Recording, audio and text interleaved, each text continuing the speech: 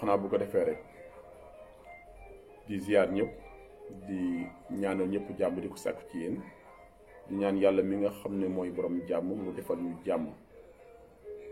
tey nag dama doon bëgg a waxtaan ak yéen ci patriotisme ndax dafa am solo nit ñi xam bu baax lan mooy un patriote lan mooy patriotisme ndax patriotisme nekk na loo xam ne moo war a tënk maanaam le citoyen. Un bon citoyen doit être profondément patriote.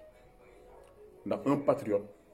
c'est quelqu'un qui aime profondément son pays, sa patrie, ba mu jaral ko bakkanam. kon nag patriotisme kon gis ngeen ni nekk na loo xam ne lu am solo la maanaam dimension bu doy waar la am. mais lan mooy patriotisme ndax patriotisme comme ni ma leen ko waxee de façon générale mooy koo xam ne il aime profondément sa patrie mais dafa am leneen lu bari loo xam ne dafa tënku ci biir te muy loo xam ne dafa am solo ndax patriotisme buñ ko tojee da ngeen di gis ci biir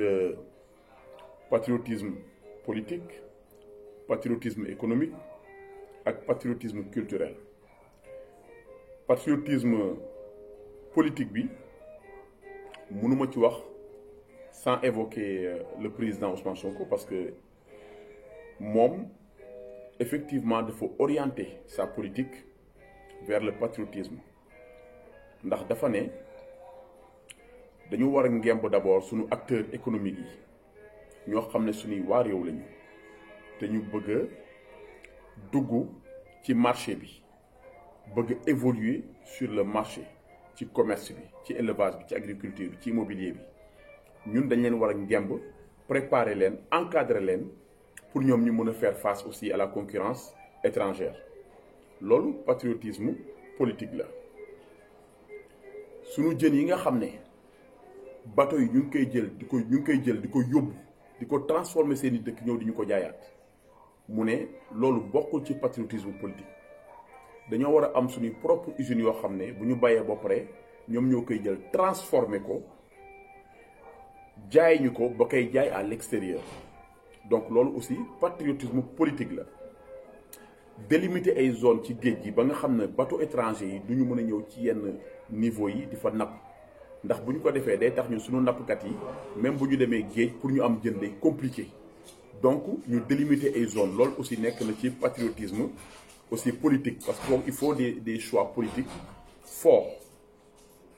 kon ngeen gis ne patriotisme politique boobu nekk na loo xam ne dafa am solo ci réew.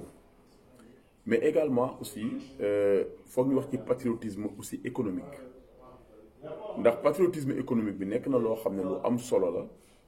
nekk na loo xam ne bépp Sénégalais war nga ci bàyyi xel ndax patriotisme économique mooy nga yor sa xaalis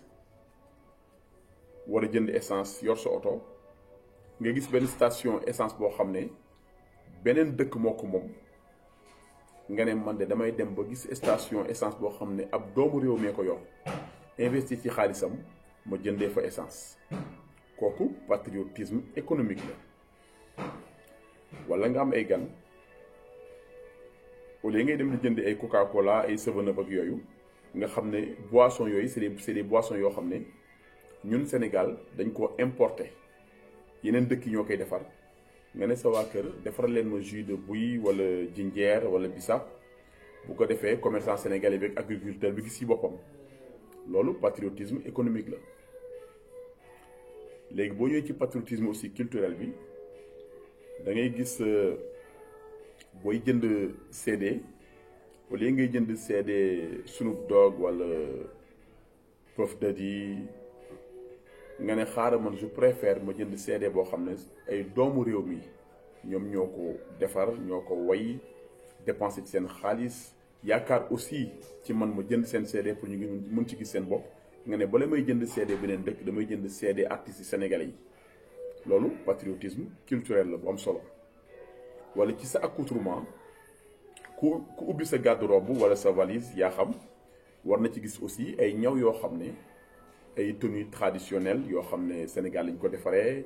suñu cosaan la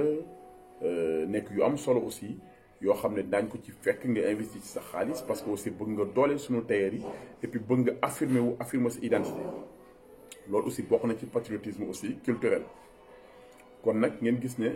patriotisme li ko tënk maanaam dafa bari mais volet bi ëpp solo ci patriotisme daal mooy nga nekk nit koo xam ne da nga bëgg profondément sa réew. gis ngeen américains yi ñoom noonu la ñuy comporté woo seen drapeau réew jaral na leen lu ne ndax nit ki boo bëggul sa réew munoo ko défendre te munoo ci investir sa alal donc ñu bàyyi xel ci loolu. ba tax na bu ñu wootee manifestation ci loo xam ne intérêt réew mi la bu fekkee ne suñu démocratie dafa nekk en danger